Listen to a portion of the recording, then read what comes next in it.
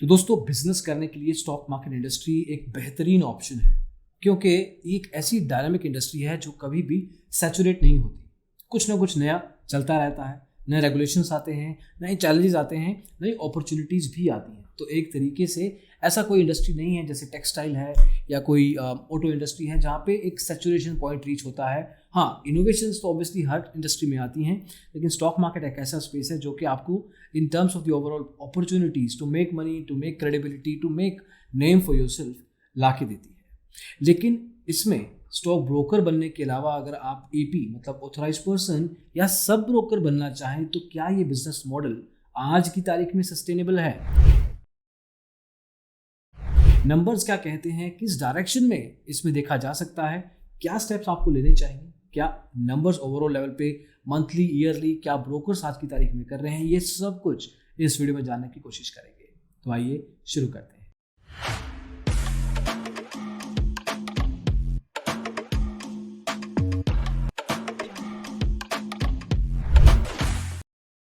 तो दोस्तों, सबसे पहले नंबर्स 70,432 ओवरऑल लेवल पे सब ब्रोकर्स थे इंडिया में 2013 के नंबर्स के हिसाब से।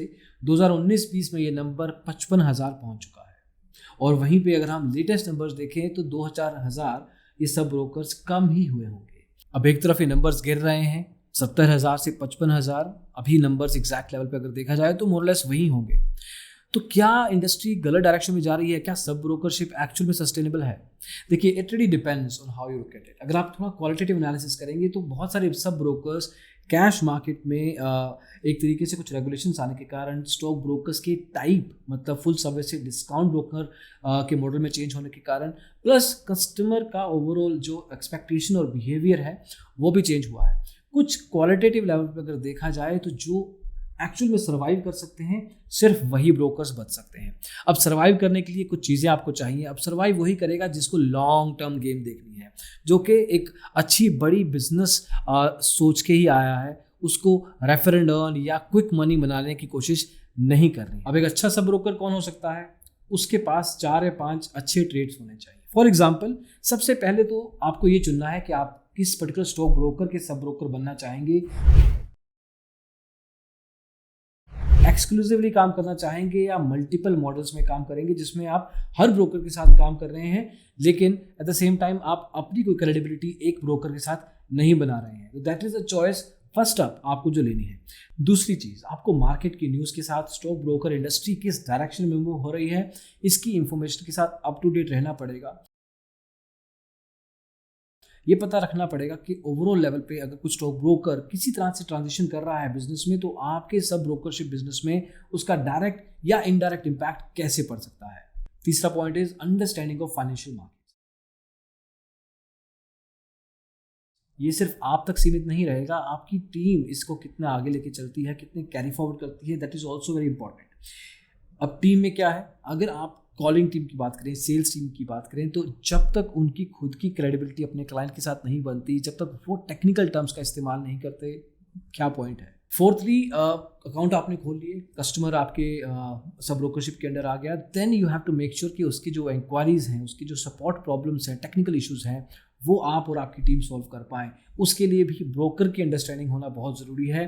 ब्रोकर के अंदर स्पेसिफिक एस्पेक्ट्स, चाहे वो ब्रोकरेज हो, मार्जिन हो, टेक्नोलॉजी हो, कस्टमर सपोर्ट हो, anything and everything under the roof, under the sun, ये आपको पता होना चाहिए कि आपका जो मेन स्टॉक ब्रोकर है या जो मल्टीपल स्टॉक ब्रोकर्स हैं वो उस पर्टिकुलर एस्पेक्ट को किस तरीके से कवर करते हैं। और दोस्तों, सबसे ज़्यादा इंपॉर्टेंट पॉइंट, पांचवा, last but not the least, आपको ये पता होना चाहिए कि डिजिटल स्पेस में किस तरीके से, कितने कम कॉस्ट में, कितने ईजिली आप अपने क्लाइंट्स को एक्वायर कर सकते हैं। नए क्लाइंट्स एक्वायर करना obviously it's gonna be a challenge for you, and यही पॉइंट पे सस्टेनेबिलिटी सामने आती है।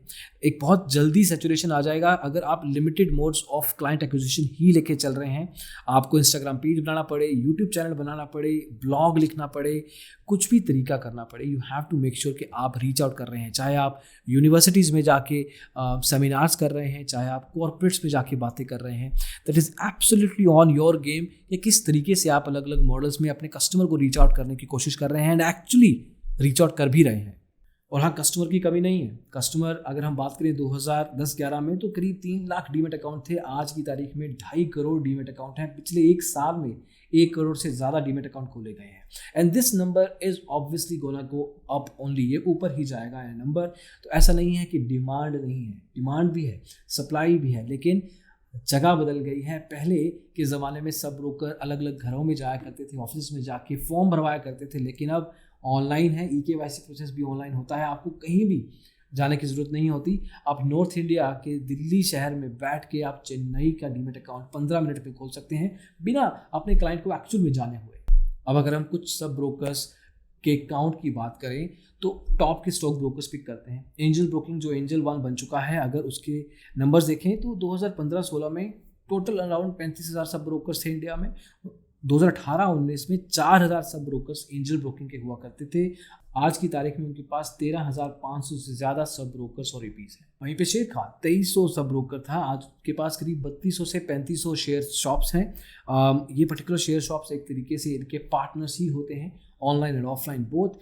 Then Motilal Oswal is somebody, एक ऐसा ब्रोकर है जो कि इन्वेस्टमेंट पे ज़्यादा ध्यान देता है, ट्रेडिंग पे कम।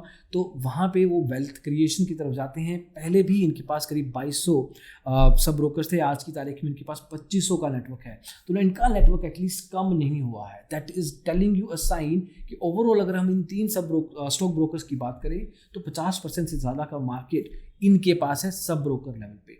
Now we are not saying कि आपको इनके साथ ही जाना है, but these are 3 good options. इनके अलावा आप डिस्काउंट ब्रोकर मॉडल में भी जा सकते हैं। कुछ और नाम भी हैं पूरी की पूरी इंडस्ट्री में जिनके साथ आप जुड़ सकते हैं। बट ओवरऑल ट्रेंड अगर देखें, मोमेंटम शिफ्ट अगर देखें तो मार्केट में होल्ड बना के अभी भी सब ब्रोकरशिप ने रखा हुआ है। फाइनली बात करते हैं रेवेन्यू की कि किस तरीके से नंबर्स हम देख सकते हैं। बहुत ही कंजर्वेटिवली अगर हम बात करें तो मान लीजिए कि अगर आप महीने के 100 अकाउंट खोलते हैं अक्रॉस द कंट्री, 100 अकाउंट खोला और हर महीने 100 अकाउंट खोलते हैं। प्रैक्टिकल लेवल पे ऐसा होगा नहीं। आप पहले महीने 100 खोलेंगे, दूसरे महीने 125 और 12वें महीने शायद आप 500 या 1000 अकाउंट खोलेंगे। लेकिन कॉन्जर्वेटिवली भी देखें, अगर आप 100 अकाउंट 100 अकाउंट्स अ मंथ खोलते हैं तो टोटल पूरे साल में आपने 1200 अकाउंट खोले। अगर आप ब्रोकरेज लेवल पे मान के चलें कि उसमें से 50% लोग, मतलब 600 लोग ट्रेडिंग करते हैं, उन 600 लोग एक्टिवली ट्रेडिंग करते हैं, उन 600 लोगों ने लेट्स से 2000 पे ब्रोकरेज क्रिएट किया over the year, which is also very less. Generally brokerage बहुत ज़्यादा होती है। मोस्ट लाइकली ये ब्रोकरेज आपको मंथली ही मिल जाएगी, बट स्टिल अगर हम मान के चलेंगे पूरे साल में सिर्फ 2000 रुपये का ब्रोकरेज जनरेट किया, तो अगर आप इसको मल्टीप्लाई करेंगे 600 ट्रेडिंग क्लाइंट्स को 2000 रुपये के ओवरऑल ब्रोकरेज के साथ, तो करीब 12 लाख हुआ। मान लीजिए कि आप 60% रेवेन्यू शेयरिंग पे हैं। अब रेवेन्यू शेयरिंग भी आपकी नेगोशिएशन के ऊपर डिपेंड करती हैं, तो 60% मतलब 12 लाख का 60%, 7,20,000 रुपये आपकी जेब में, 60,000 पर मंथ आपने कमाया। दैट इज़ व्हेन, जब आप सिर्फ 100 क्लाइंट कर रहे हैं पर मंथ, ज़्यादा स्केल नहीं कर रहे। दूसरा, सिर्फ 2000 रुपये पर ईयर का ब्रोकरेज बात हो रही है, मतलब per year brokerage is pretty too less actually. ये करीब ऑनेस्टली स्पीकिंग ये 15 से 20,000 रुपया पर ईयर हो सकता है। और उसमें भी आप देखिए कि हमने 50% ट्रेडिंग क्लाइंट्स ही माने हैं जो कि आपके बिजनेस को क्वालिटेटिव लेवल पे रेवेन्यू क्रिएट करके देंगे। तो इन शॉर्ट दोस्तों, स्ट्रेटेजिकली अगर आप काम करेंगे, सब brokership model is still sustainable. You have to think of online way of acquiring clients और अपने कस्टमर्स को सपोर्ट करना आपको आना चाहिए। आफ्टर द एक्विजिशन आपको अपने ब्रोकर के साथ सस्टेनेबिलिटी लेवल पे अलग अलग टेक्नोलॉजी का सोल्यूशन देखने पड़ेंगे, कस्टमर सपोर्ट का सोल्यूशन देखना पड़ेगा, ओवरऑल लेवल पे एजुकेशन देखना पड़ेगा अपने क्लाइंट्स का, एंड सर्टेन लेवल पे अगर आप एक विन विन इकोसिस्टम क्रिएट करते हैं तो this model is definitely sustainable. और इन्फॉर्मेशन अगर आपको चाहिए तो डिस्क्रिप्शन में और पिन कमेंट में आपको लिंक मिल जाएगा। They will help you out कि अगर आपको सब ब्रोकरशिप की डायरेक्शन में जाना है, बिजनेस स्टॉक मार्केट में देखना है, कोई भी आपकी डाउट्स एंड क्वेरीज हैं, they are there to help for you. अभी के लिए दोस्तों बस इतना ही। अगली वीडियो में जल्दी ही मिलेंगे। होपफुली आप अपने बिजनेस को, अपने ट्रेडिंग को कंटिन्यू रखें स्टॉक मार्केट में। Take care, bye. व्हील के साइड में एक रेड बटन है, मुझे तो रेड बटन दबाना है ना। दबा दिया, नहीं दबाना था। मैं छुपूं नहीं ना। नहीं, मुझे छुपना नहीं। जोर जोर से बोल के लोगों को स्कीमें बता दे। Only the people. It's a good sign? Question mark.